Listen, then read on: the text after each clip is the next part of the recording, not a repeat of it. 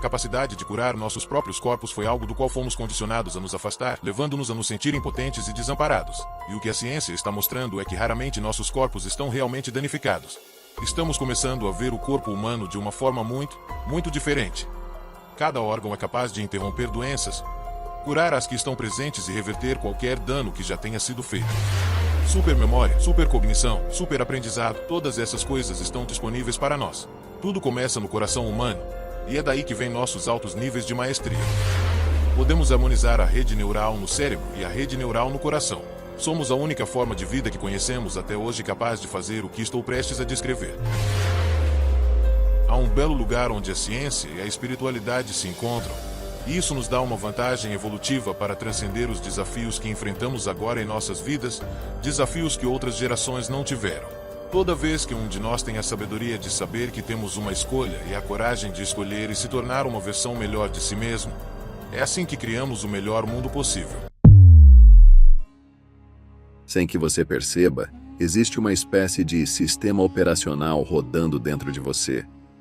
Ele decide como você reage, no que acredita, o que acha possível, e muitas vezes faz isso sem pedir a sua permissão. Esse sistema tem um nome simples: suas crenças.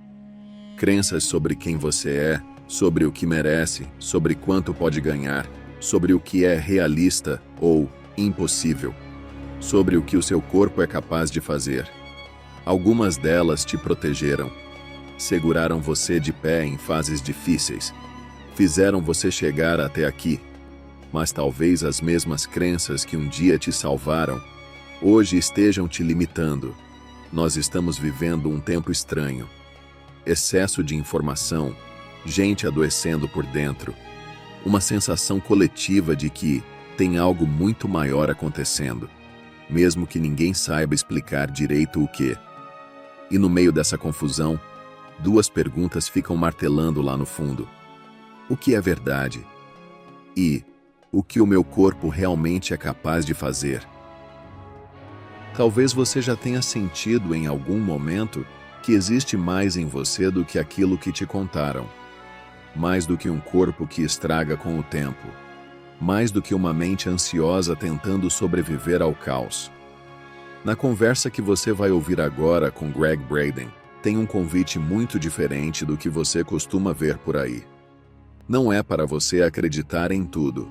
Também não é para sair descartando o que já sabe. É um convite para criar uma pasta mental chamada possibilidades. Tudo o que for dito aqui, você coloca lá dentro.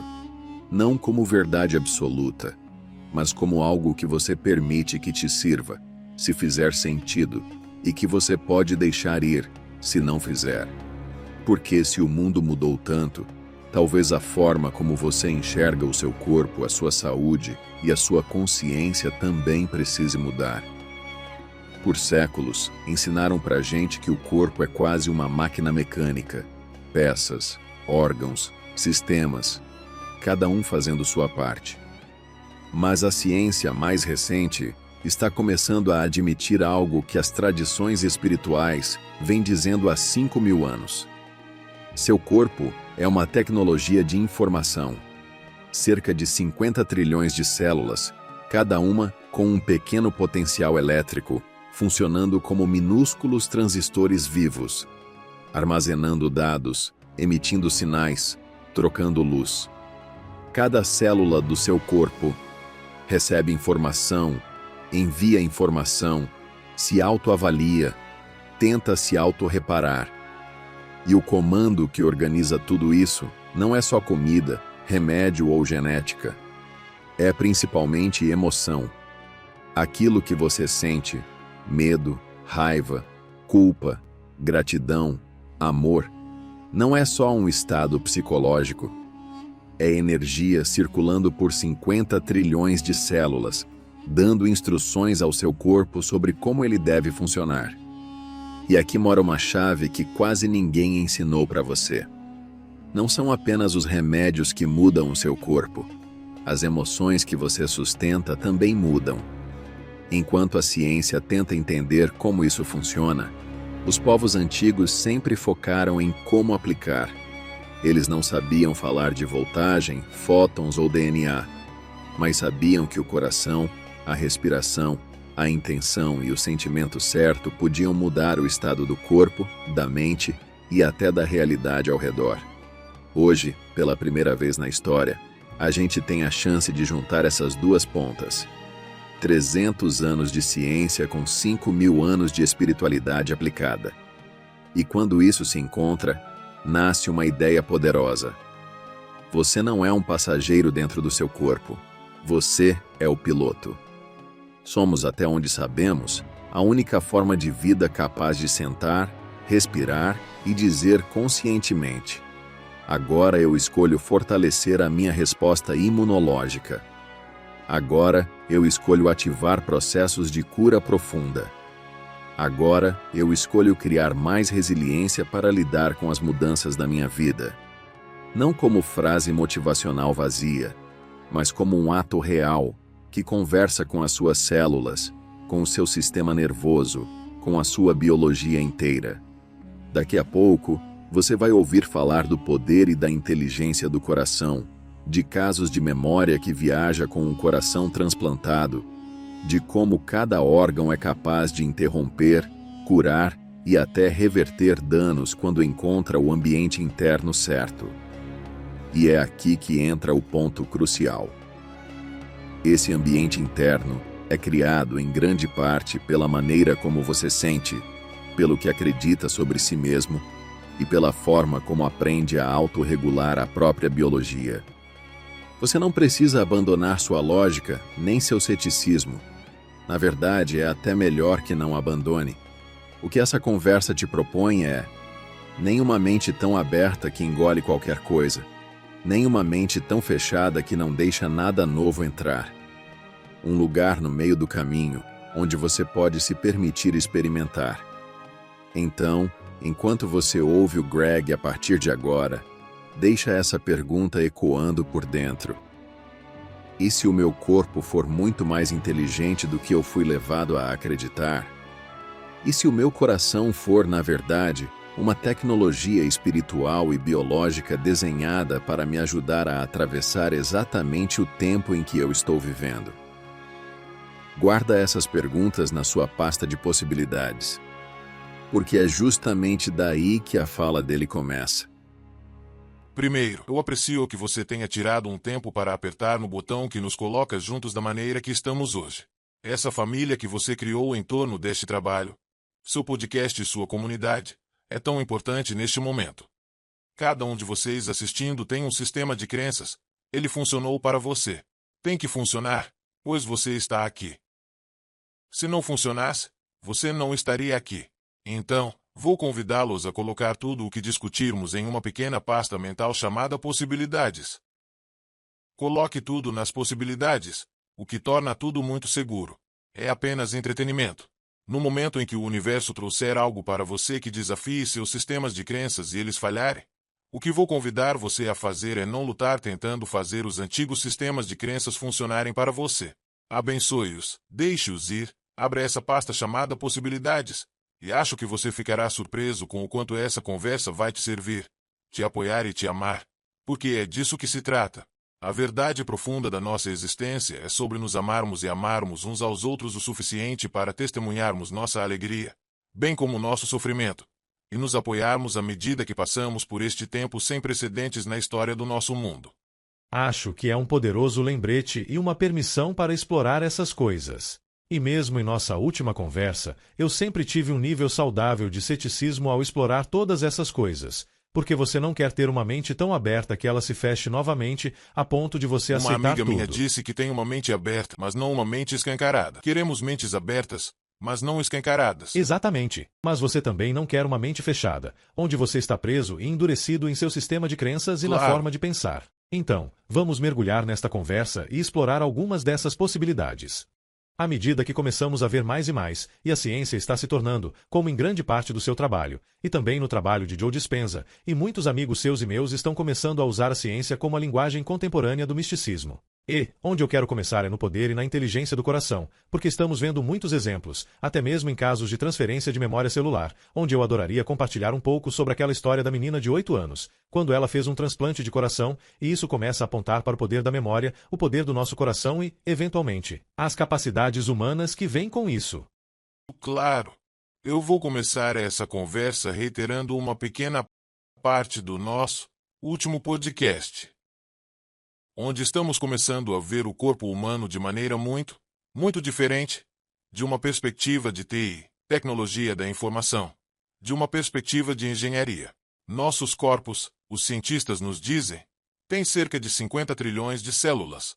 Cada uma dessas células tem um potencial elétrico de 0,07 volts, uma pequena quantidade. Multiplique isso por 50 trilhões, e é mais de 3 bilhões de volts de potencial elétrico em nossas células. Cada célula é um transistor.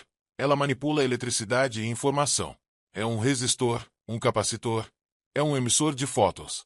Cada célula emite e recebe fótons, que são luz, que é informação.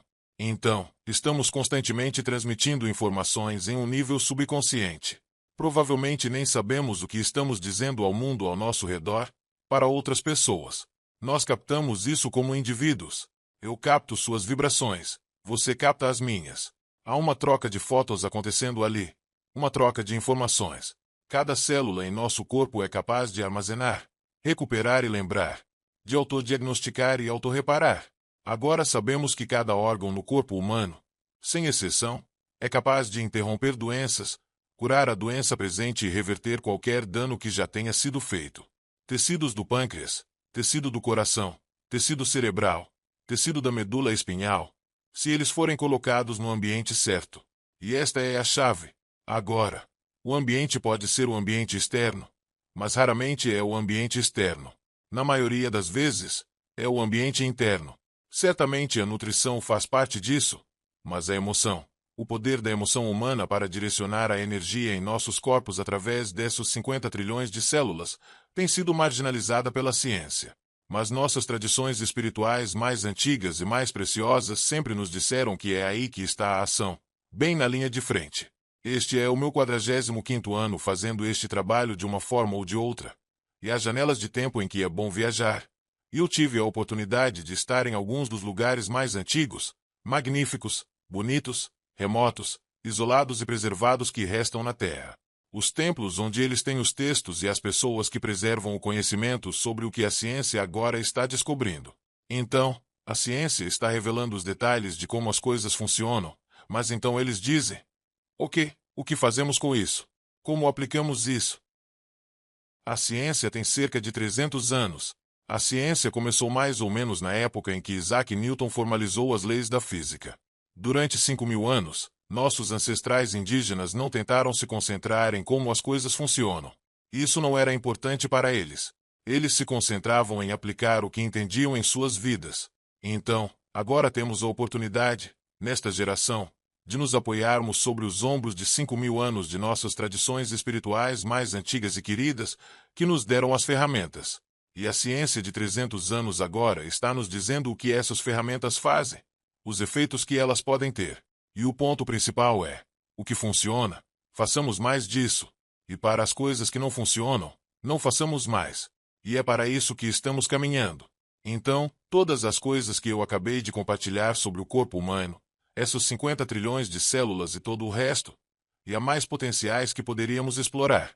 Nós somos a única forma de vida, André, que conhecemos até hoje, com a capacidade de autorregular todas essas funções. O que isso significa é que somos a única forma de vida que pode sentar-se em uma cadeira como esta, em um momento no tempo, sob demanda, por vontade própria, e dizer: neste momento, eu escolho criar uma forte resposta imunológica. Quem não quer isso nos dias de hoje? Eu escolho despertar minhas enzimas de longevidade. E se você fizer isso, não se trata apenas de viver mais tempo. Se você está vivendo mais tempo, significa que está se curando ao longo do caminho. E está se curando em um nível muito, muito profundo. Então, estamos falando em nível molecular, genético. Essa é a única maneira de alcançar essa longevidade. Somos a única forma de vida que pode sentar-se e dizer: neste momento, Eu escolho criar mais resiliência para enfrentar as mudanças na minha vida. Talvez você já tenha sentido na pele que saber não é suficiente. Você entende, estuda, faz cursos, escuta conversas como esta. E ainda assim, na hora em que a vida aperta, o corpo reage como se nada tivesse mudado. É como se existisse um piloto automático invisível decidindo por você. Quando vai travar, quando vai fugir, quando vai se sabotar. E é aqui que o Greg nos traz uma virada profunda. Ele mostra que esse piloto automático não é um castigo, nem um defeito seu. É um mecanismo da sua biologia, que pode ser reprogramado quando você entende de onde ele realmente vem. Agora, no próximo trecho da conversa, Greg parte de uma afirmação forte.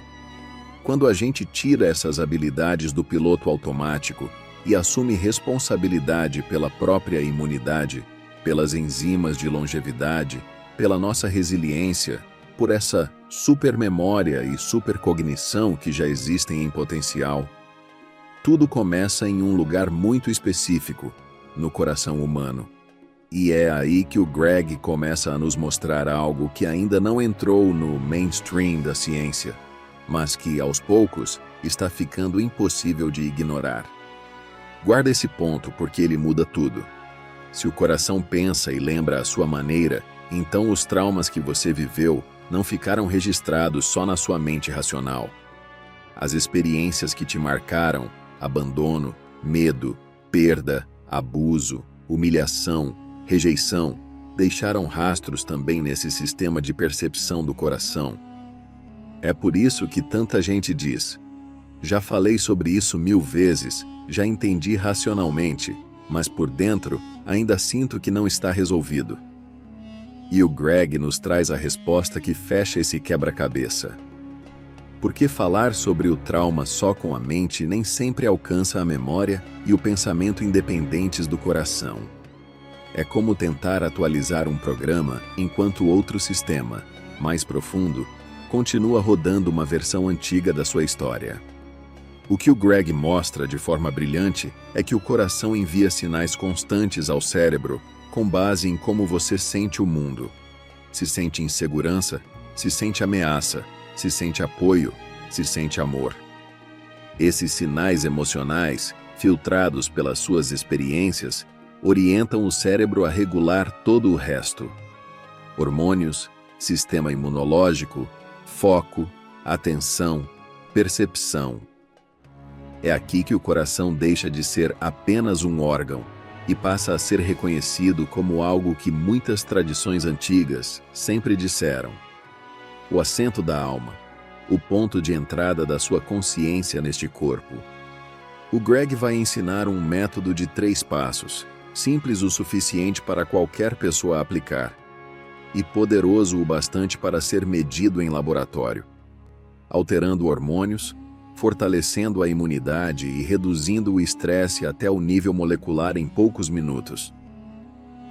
Se o meu coração pensa, sente e lembra o que ele tem guardado até hoje, e o que pode acontecer quando eu aprendo a colocar o meu cérebro e o meu coração para trabalharem juntos em vez de um contra o outro.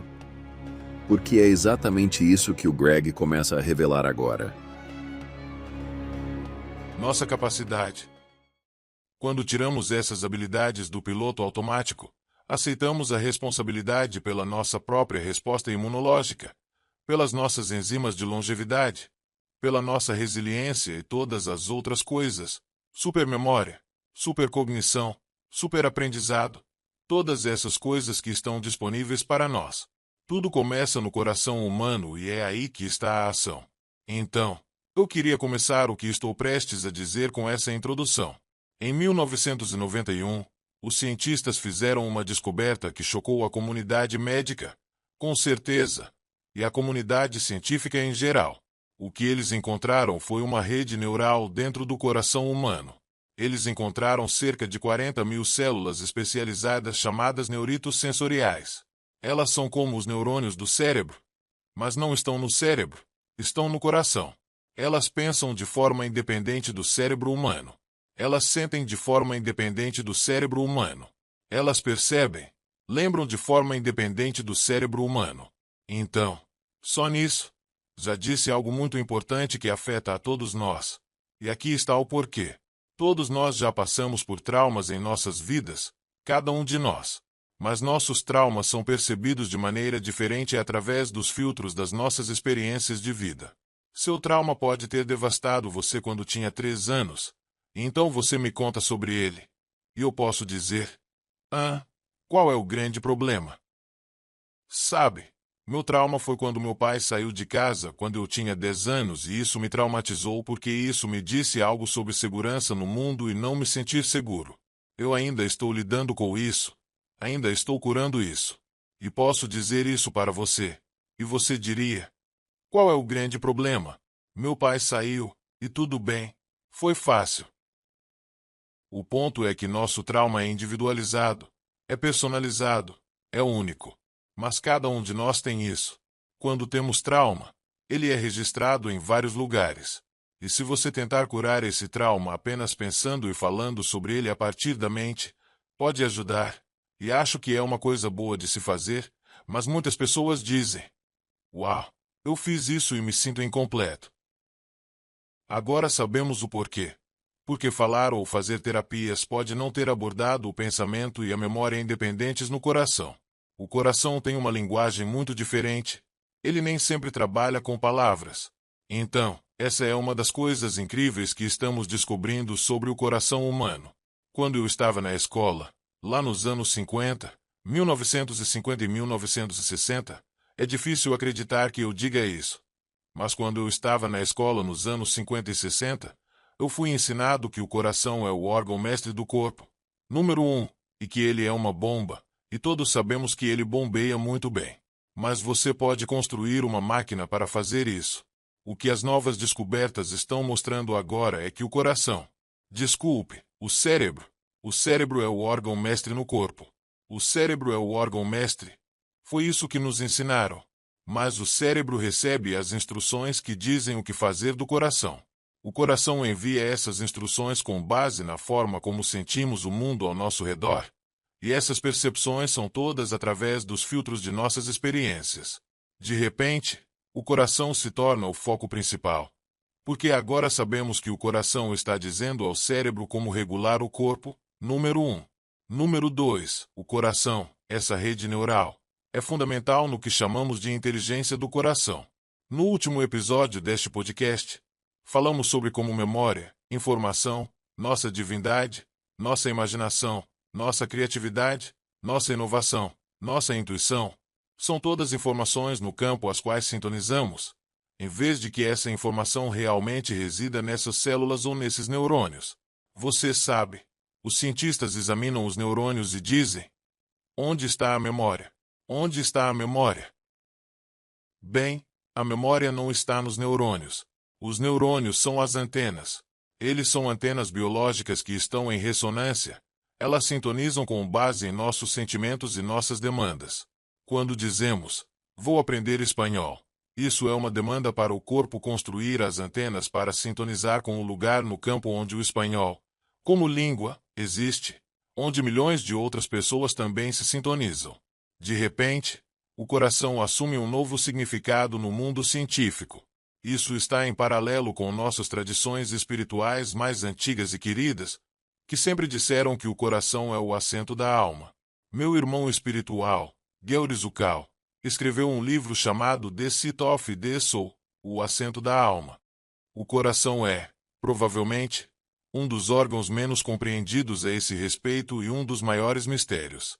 Um dos maiores mistérios é que, em um determinado dia no útero de nossa mãe, em um momento no tempo, há um aglomerado de células que estão ali. No instante seguinte, algo acontece, e o primeiro batimento cardíaco começa. Os cientistas não sabem o que desencadeia esse primeiro batimento cardíaco.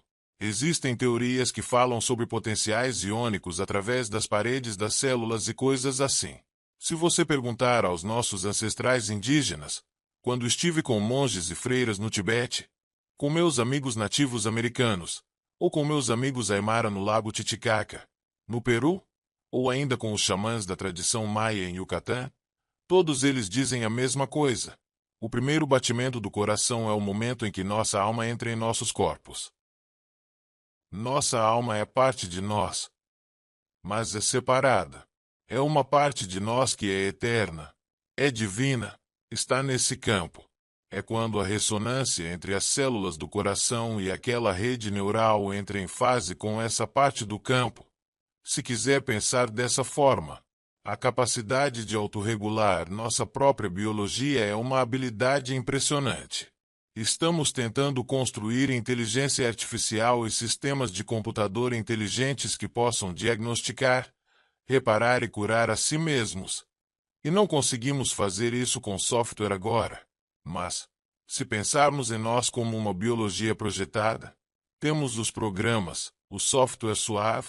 Somos literalmente uma tecnologia suave. Não somos uma tecnologia dura de chips de silício, fios e software rodando através de circuitos impressos. Somos neurônios. Somos mais do que isso. Somos neurônios, ou membranas celulares, potenciais iônicos que se movem através das paredes celulares, com a capacidade de autorregular a nós mesmos. Somos tão bons nisso que damos isso como garantido. E essa é uma capacidade impressionante. E é daí que vem nosso maior nível de maestria. Agora, o próximo nível disso é, uma vez que abraçamos a rede neural no coração, você diz: ok, temos duas redes neurais. Temos uma rede neural no cérebro, que todos conhecemos, e agora temos uma no coração. Uma das formas mais elevadas de maestria e um dos lugares mais profundos para nossa cura. Somos a única forma de vida que conhecemos hoje com a capacidade de fazer o que vou descrever, é que podemos harmonizar a rede neural no cérebro e a rede neural no coração. Dois órgãos separados se tornam um sistema poderoso e potente no que é chamado de coerência coração-cérebro. A capacidade de fazer isso é muito, muito simples. Há uma organização aqui no norte da Califórnia. Bem, lá no norte da Califórnia, chamada Institute of Heart Math. Eles são uma organização de pesquisa pioneira no poder do coração humano de maneiras não convencionais, além de ser apenas uma bomba. Eu os conheço quase desde sua fundação. Não sou funcionário deles, mas já trabalhei com eles. Fazemos turnês juntos, arrecadamos fundos juntos, fazemos webinars juntos. Eles são queridos irmãos e irmãs, e são pessoas muito boas, e me deram permissão, como pesquisador independente, para compartilhar e falar sobre o trabalho deles. Então, só quero reconhecer isso. Eles desenvolveram 3 passos muito simples que nos permitem harmonizar o coração e o cérebro muito facilmente, com base nas tradições indígenas antigas. É uma mudança de foco, uma mudança na respiração e uma mudança de sentimento. Uma mudança de foco do mundo lá fora para o coração. Número 1. Número 2. Respiração mais lenta. E há um pouco de ciência por trás disso. Quando expiramos por um período de tempo maior do que inspiramos, acionamos o sistema nervoso parasimpático, que é a resposta de relaxamento. Então, não importa quais sejam os tempos, é só que a expiração precisa ser mais longa que a inspiração. Se você está inspirando por uma contagem de 4, então exale por uma contagem de 6. Algo tão simples assim. Esse é o passo número 2. E o passo número 3 é, enquanto o foco está no coração e enquanto respiramos mais lentamente, focar em um sentimento. E isso é algo que nenhuma outra forma de vida pode fazer. Somos convidados a ter um sentimento porque escolhemos ter esse sentimento, em vez de esperar que o mundo ao nosso redor nos dê um motivo para sentir. Agora pense nisso. A maioria das pessoas, se você diz, ok, um sentimento positivo, digamos que o sentimento seja de gratidão. Muitas pessoas dirão, bem, estou esperando algo para ser grato. Somos a única forma de vida que pode iniciar isso. Isso requer prática, mas podemos iniciar isso à vontade, sob demanda. Quando mudamos a forma como nos sentimos, estamos realmente alterando a química em nossos corpos de várias maneiras. Existem mais de 1.300 respostas bioquímicas positivas no corpo ao mudar da mente para o coração. Número 1. Respirar mais devagar. Número 2. E sentir um sentimento positivo, como gratidão, que funciona praticamente para todos. Uma vez que alcançamos essa coerência, isso pode ser um fim em si mesmo, ou pode ser a plataforma de lançamento para estados mais profundos de despertar espiritual e desenvolvimento e cura.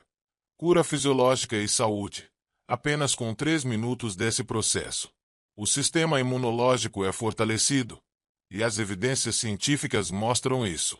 A resposta imunológica de primeiro nível no revestimento da boca é fortalecida mais do que muitos antibióticos podem fazer. Isso é o que os pesquisadores descobriram. Nós despertamos as enzimas da longevidade, desencadeamos a cura dos telômeros. Há uma enzima chamada telomerase que é ativada por esse processo. Nós realmente aliviamos o estresse, André, em um nível molecular. Muitas pessoas estão estressadas de maneiras que nem sequer percebem. Todos nós conhecemos o estresse emocional, um relacionamento ruim, o trânsito na rodovia 405, coisas assim. Sabemos disso quando comemos alimentos que foram cozidos em óleos expostos a altas temperaturas. Por exemplo, isso é estresse para o corpo, e o corpo precisa trabalhar para compensar isso. Bebemos água com impurezas ou com o pH inadequado, e o corpo precisa compensar. Poluentes no ar. Estamos expostos a essas coisas o tempo todo. Esses são níveis de estresse que talvez nem estejamos cientes, e essa coerência realmente alivia esse estresse, curando até o nível molecular. O que a pesquisa mostrou é que 3 minutos, no mínimo, aumentarão os níveis de DHEA em mais de 100%. O DHEA é o precursor de todos os outros hormônios no corpo, tanto em homens quanto em mulheres. Aumentamos o DHEA sem tomar suplementos ou mudar a dieta ou qualquer outra coisa. E também diminuímos os níveis de cortisol, os hormônios do estresse, em cerca de 23% após apenas 3 minutos. E esses efeitos podem durar até 6 horas, a menos que algo muito inesperado aconteça na sua vida. Os efeitos perduram por até 6 horas após apenas 3 minutos fazendo isso. Isso mostra o quão poderosos somos. Então, as implicações dessa capacidade de autorregular nossa própria biologia são profundas em termos de divindade. A capacidade de curar nossos próprios corpos é uma habilidade divina, como os antigos falavam nas Escrituras. Temos isso ao nosso alcance, mas fomos condicionados a nos afastar disso, levando-nos a nos sentirmos impotentes, como se precisássemos de intervenção. E, às vezes, precisamos, e temos tecnologia para isso. E estou feliz que essa tecnologia exista quando chega a esse ponto. O ponto é honrar o presente que é o nosso corpo. Perceba como tudo o que o Greg vem mostrando até aqui vai convergindo para um ponto bem concreto. Se o coração tem rede neural, se ele pensa, sente e lembra, então ele não é só um órgão importante. Ele é um arquivo vivo da sua história. E o que mais impressiona é que isso não fica só na teoria. O Greg nos traz exemplos reais, quase impossíveis de ignorar, que mostram o coração guardando memórias, preferências, medos, como se fosse um pequeno cérebro emocional pulsando no peito. Só que tem um problema. Nós nos tornamos uma sociedade que idolatra o intelecto e, ao mesmo tempo, negligencia profundamente o coração. Aprendemos a valorizar o pensamento lógico, a análise, os dados, como se o único conhecimento confiável fosse aquele que cabe numa planilha, num PDF, num estudo científico. O Greg nos mostra que isso criou um desequilíbrio. Vivemos num mundo super informado, mas profundamente desconectado de si mesmo. De um lado, temos cada vez mais conteúdo, feeds personalizados, algoritmos que nos prendem em bolhas, canais, timelines e recomendações que reforçam apenas aquilo em que já acreditamos. Do outro, vamos perdendo contato com essa inteligência silenciosa que fala num outro idioma. Sensações, intuições, arrepios, algo não bate, sonhos estranhos, pressentimentos que insistem em voltar. É como se estivéssemos com a cabeça lotada de conhecimento, mas com o coração subutilizado.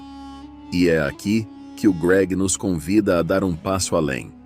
Ele faz uma distinção poderosa entre conhecimento e sabedoria. Conhecimento é saber como as coisas funcionam. Sabedoria é saber o que fazer com isso na sua vida. O cérebro coleta dados, organiza, compara. O coração testa, integra, encarna.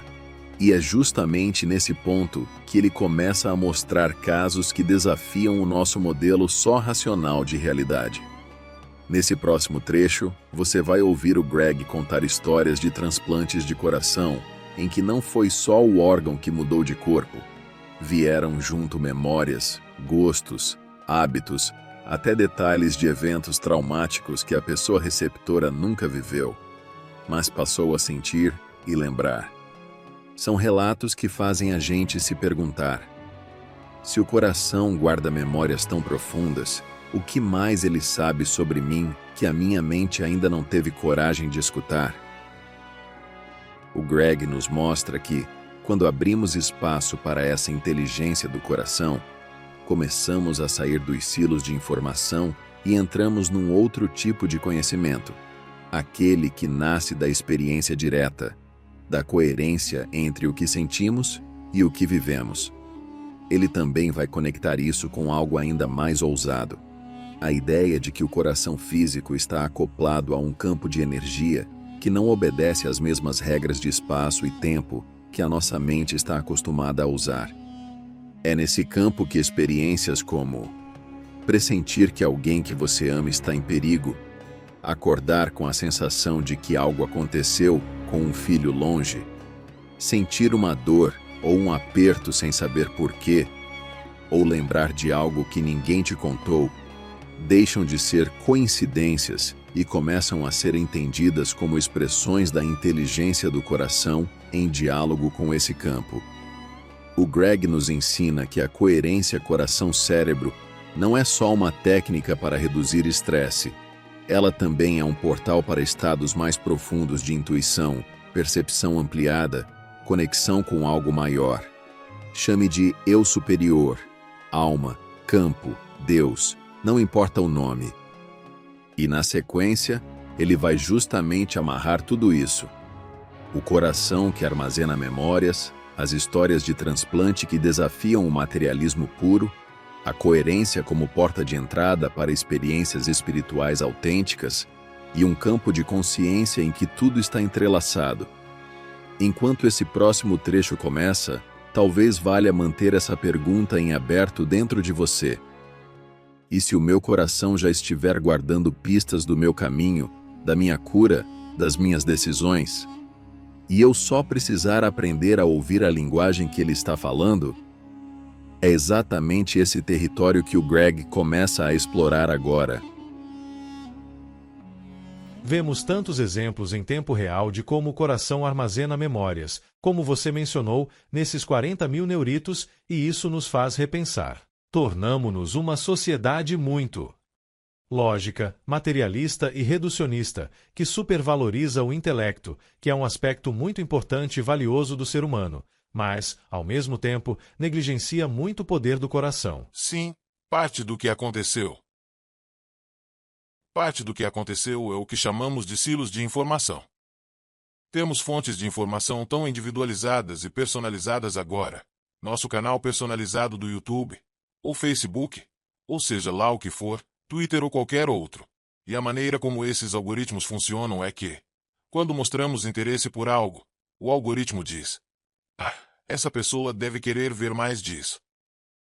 E, então, começamos a receber feeds apenas sobre aquilo.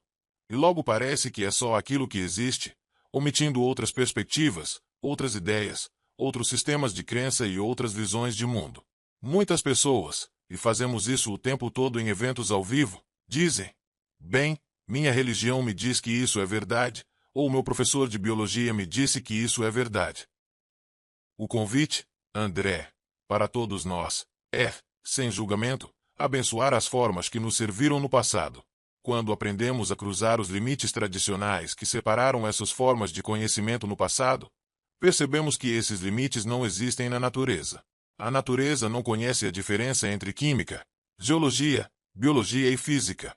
Nós colocamos essas caixas para nos sentirmos confortáveis estudando sobre a natureza, enquanto a natureza simplesmente diz: Ei, cara, há um mundo aqui fora, divirta-se. Então, na medida em que podemos permitir a nós mesmos, de forma responsável, não estou dizendo para sairmos por aí de forma imprudente, mas cruzar esses limites tradicionais com responsabilidade, com pesquisa que sustente o que descobrimos, e a experiência vivida faz parte disso. É aí que vem a sabedoria. E estou fazendo uma distinção entre sabedoria e conhecimento. O conhecimento são os detalhes que nos dizem como as coisas funcionam. Isso é legal. Mas o que fazemos com isso? Essa é a sabedoria de como aplicamos isso em nossas vidas. E acho que é isso que está em jogo para esta geração e para o nosso momento na história. Você mencionou a história, e eu ainda não cheguei a falar disso. Sobre o coração. Sim, anedoticamente, sempre houve, desde, os primeiros transplantes de coração, que acredito que começaram nos anos 1960. Sempre houve histórias anedóticas. Eu não sabia que falaríamos sobre isso, então não tenho tudo na ponta da língua. Mas acredito que foi nos anos 1960. O Dr. Persall acredito que seja uma pessoa que ajudou a estudar esses casos específicos. Sim, Paul Persall, e acho que Christian Bernard foi o primeiro a realizar um transplante. E sempre houve histórias engraçadas, como, por exemplo, as que Paul Persall coletou e categorizou para que possamos tê-las ao nosso alcance. Uma das histórias é sobre uma mulher de 80 anos que, de forma geral, era saudável e recebeu um transplante de coração. Normalmente, o doador é anônimo. Você não pode saber nada sobre a pessoa de quem veio o coração, ou para quem ele foi. O transplante foi bem-sucedido. O médico entrou no quarto e disse: Como você está se sentindo? Ela respondeu: Estou bem, mas estou com fome. Ele disse: Vou pedir comida do hospital para você. E ela respondeu: Não quero comida do hospital. E começou a pedir tipos de comida muito específicos que ela nunca tinha comido antes. Ela queria cerveja Budweiser. Ela nunca havia bebido antes. Ela queria batatas fritas, mas apenas do McDonald's, e pimentas malagueta.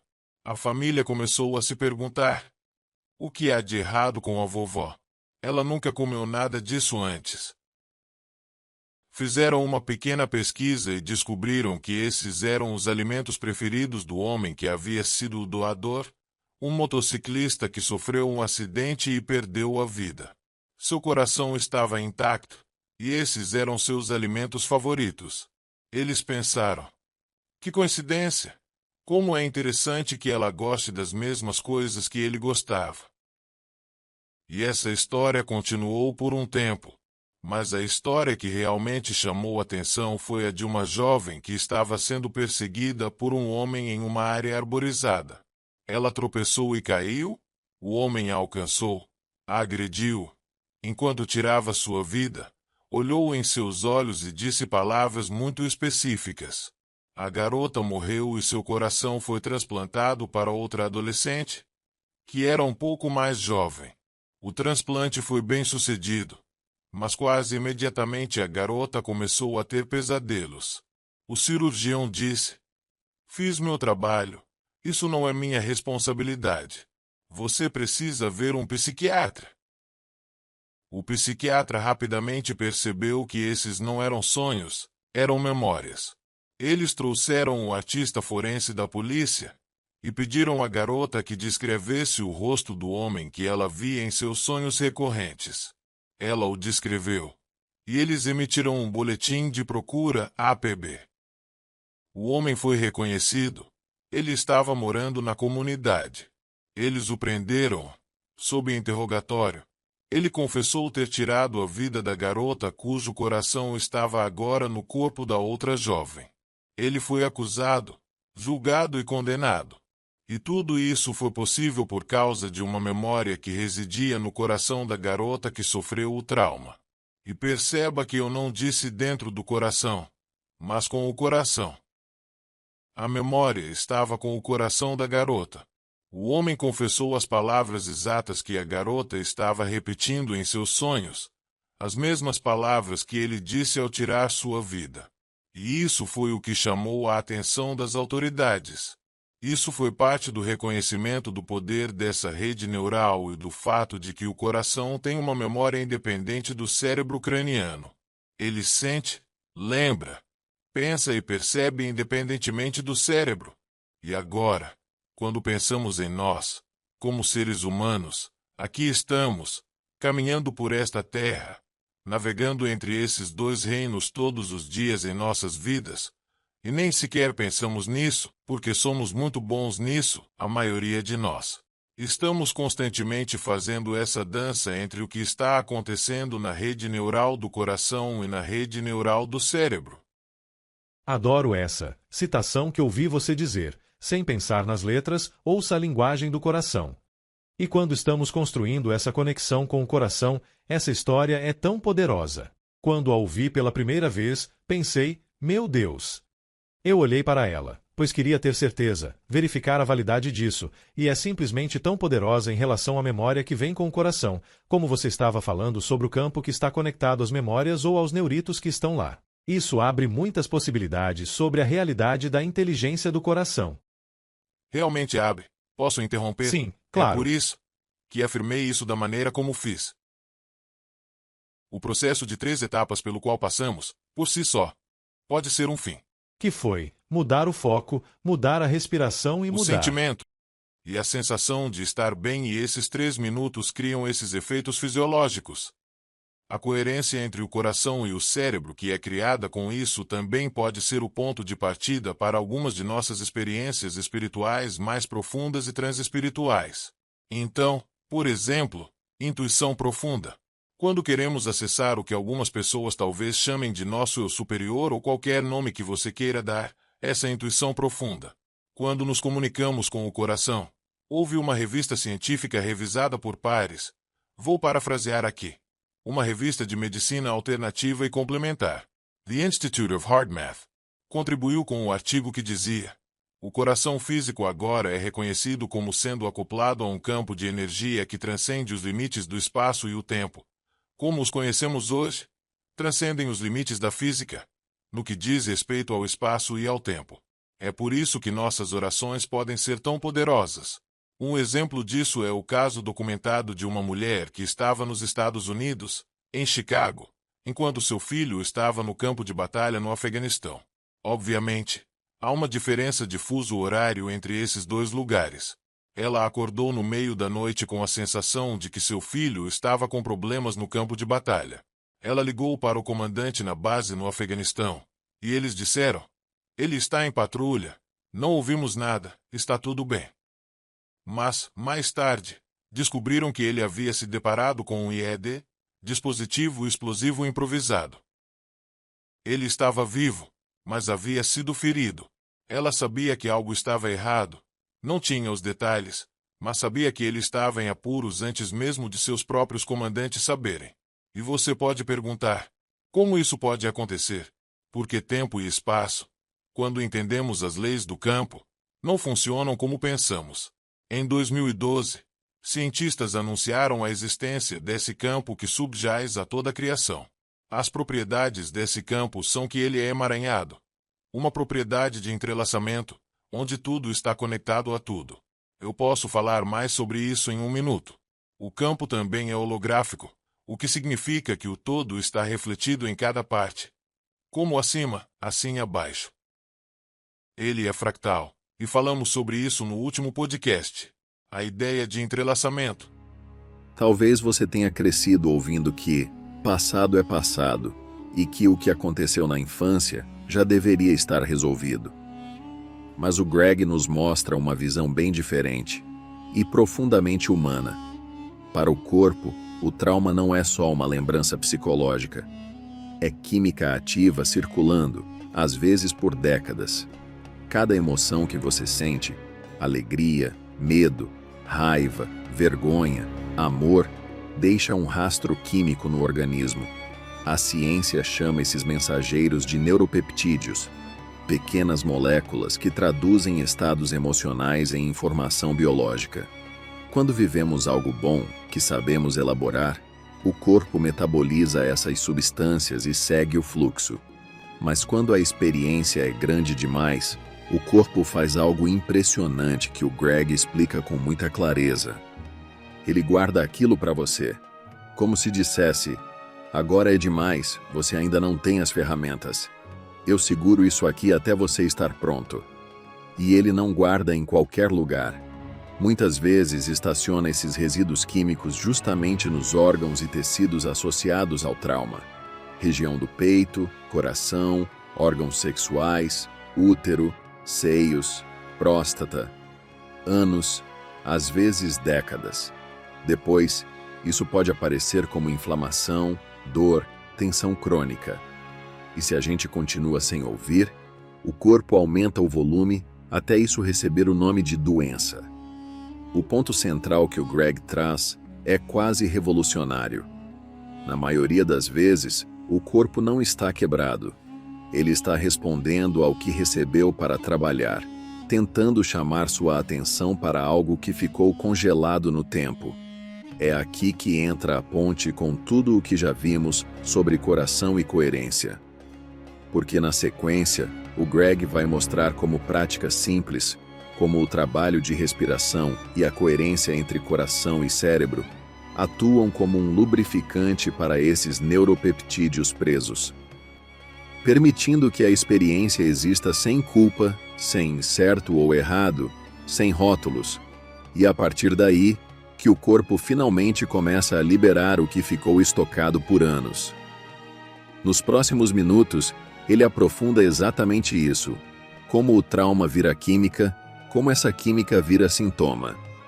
E por que aprender a dialogar com o corpo pode ser uma das formas mais profundas de cura que nós temos à nossa disposição.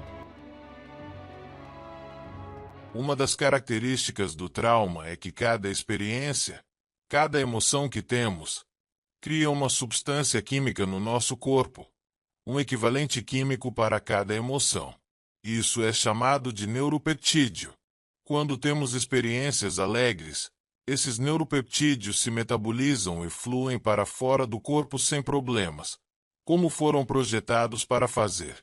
Quando temos experiências que não temos as ferramentas para lidar, se você tem 3 ou 5 anos e está em uma família abusiva, você não tem as ferramentas aos 5 anos, mas ainda assim tem essas substâncias químicas no corpo.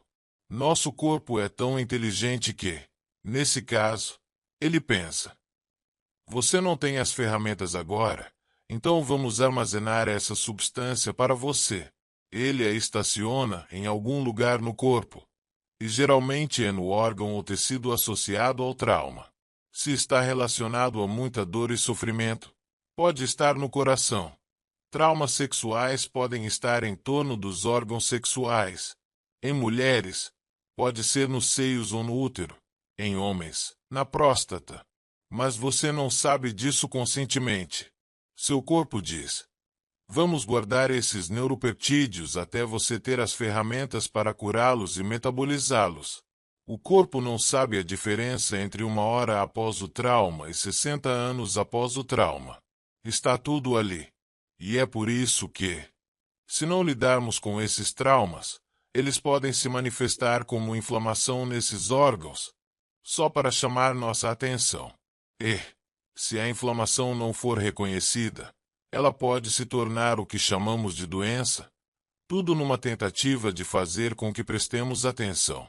É uma maneira muito diferente de olhar para o corpo, mas é tudo parte de um diálogo, uma conversa constante que estamos tendo com nossos corpos, se tivermos a sabedoria de entender o que nossos corpos estão dizendo.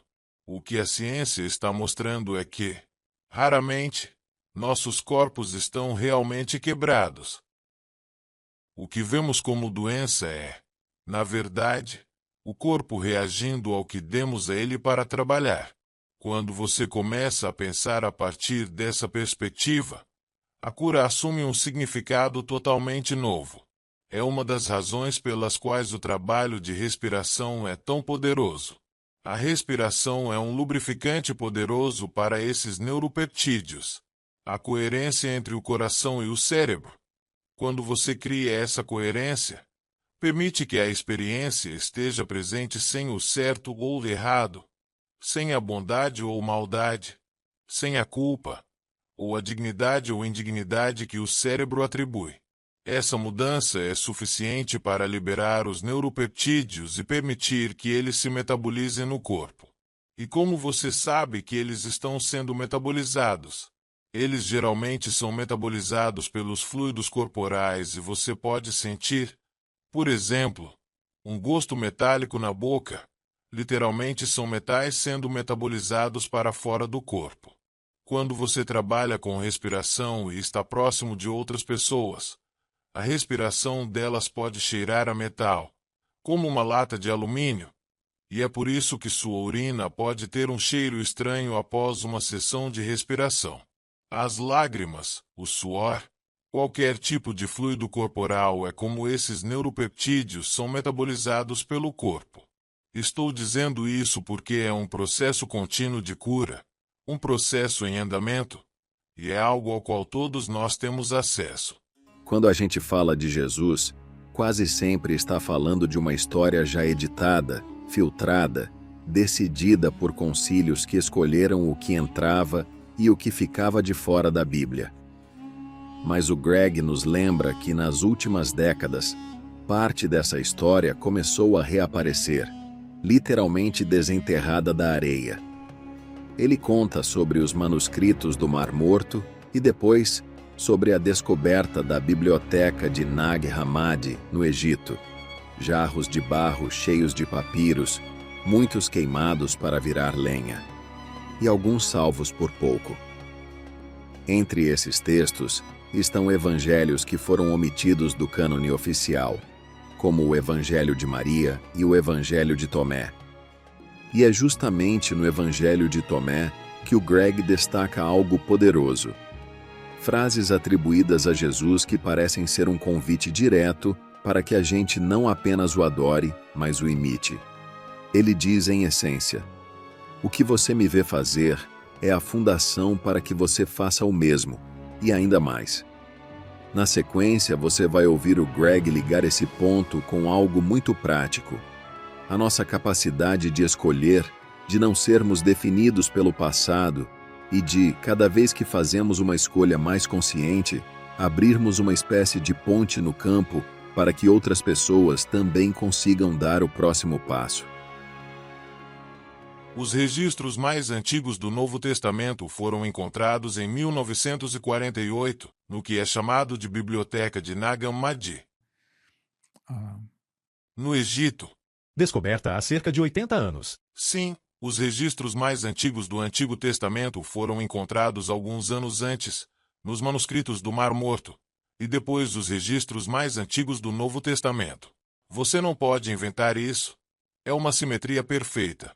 A história por trás disso é que, no Egito, onde não há muitas árvores e pouca lenha, um jovem beduíno foi enviado por sua mãe para encontrar gravetos para aquecer a casa e preparar comida. Ele foi muito engenhoso e lembrou-se de que, em uma tumba antiga, havia jarros de barro cheios de papiros. Ele começou a levar os papiros para casa, e não sabemos quantos foram queimados e destruídos antes que as autoridades descobrissem e preservassem o que restou. Isso ficou conhecido como a Biblioteca de Nag Hammadi. É controverso porque contém registros dos livros que a Igreja Católica omitiu durante o Concílio de Nicéia, no século IV, quando criaram o cânone bíblico. E é por causa disso que agora sabemos, como no caso das mulheres na Bíblia, o Evangelho de Maria, livro 1 e o livro 2, Thunder, Perfect Mind, que foi escrito por uma gnóstica, é muito poderoso. Muito poderoso. O Evangelho de Tomé. O Evangelho de Tomé é onde eu estava indo com isso. O Evangelho de Tomé é composto por 114 citações que Tomé Dídimo descreveu enquanto seguia o Mestre. Tomé Dídimo significa Tomé, o gêmeo. E agora existe uma escola de pensamento e muita controvérsia sobre se Jesus tinha um gêmeo ou De quem Tomé era o gêmeo? Bem, ele tinha um irmão. Sim, sim. Então, o ponto nessas 114 citações é que elas podem ser as mais próximas que temos das palavras reais, talvez até mais do que o Novo Testamento tradicional. No Evangelho de Tomé, ele essencialmente diz: Você sabe o que está me vendo fazer? Estou lançando a fundação para que você faça essas coisas e ainda mais. E esse é, eu acho, um ponto com o qual todos nós podemos nos relacionar. Então, toda vez que um de nós escolhe, tem a sabedoria de reconhecer que temos uma escolha. Não estamos presos. Agora, em segundo lugar, somos definidos apenas pelo nosso passado, se escolhermos ser. E eu acho que essa é a lição poderosa que meu pai deixou para mim. Eu tenho um irmão mais novo, 4 anos mais novo, mesmos pais, somos como noite e dia. Se ele estivesse aqui, pareceríamos diferentes, pensaríamos diferentes. A vida dele tem sido muito difícil, porque ele acreditou em muitas das coisas que ouviu sobre si mesmo naquela relação abusiva que não eram verdadeiras. A bússola da alma dele o levou por um caminho diferente. Mas eu acho que quando temos essas experiências, precisamos ter a sabedoria de reconhecer que temos uma escolha. A força para fazer a escolha. Mas não podemos parar por aí. Precisamos ser capazes de seguir em frente com isso. E toda vez que um de nós faz isso em nossas vidas, estamos criando uma ponte no campo para outra pessoa em algum lugar do planeta. Você pode nunca saber quem elas são, mas energeticamente facilitamos um pouco para que elas tenham essa sabedoria e a coragem de escolher e a força para seguir em frente. E, dessa forma, acho que nos elevamos mutuamente de maneiras que nunca saberemos. Então, se estamos procurando validação externa, provavelmente não vamos encontrá-la.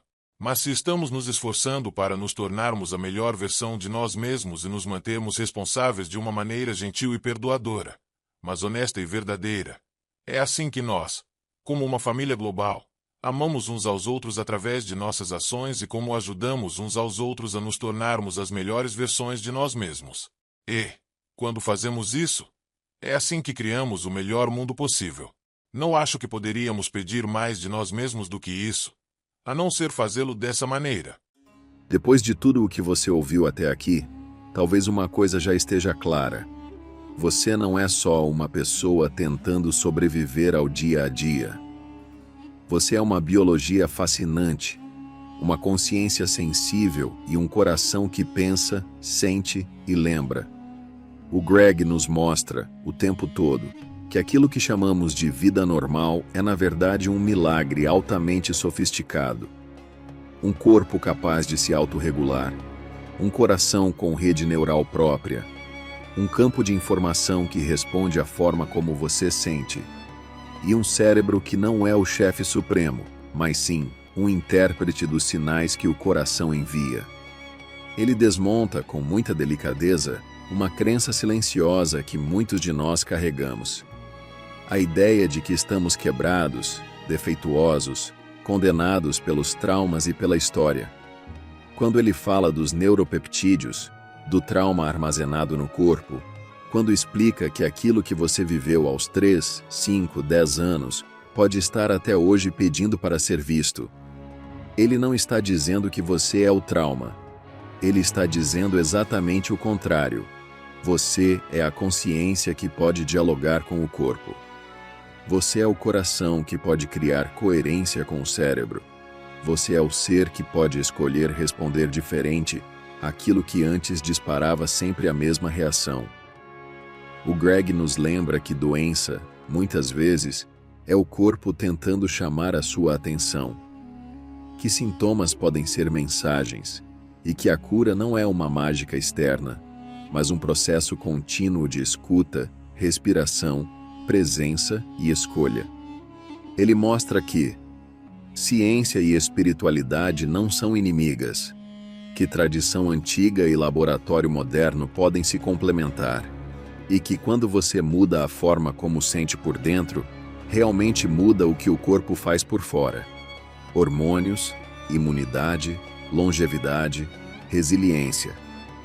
E aí a pergunta volta para você. O que você faz com tudo isso? Você pode tratar essa conversa como mais um conteúdo interessante. ou pode permitir que ela se torne um divisor de águas silencioso. Talvez isso comece com algo muito simples. 3 minutos por dia de coerência, coração-cérebro. Uma respiração mais consciente quando a mente entrar em pânico. Um pouco mais de gentileza ao olhar para a sua própria história. Um pouco menos de culpa. Um pouco mais de curiosidade. Talvez comece com uma decisão íntima. Eu não sou só o que me aconteceu. Eu posso escolher como responder daqui para frente. Ao longo de toda a conversa, o Greg faz isso.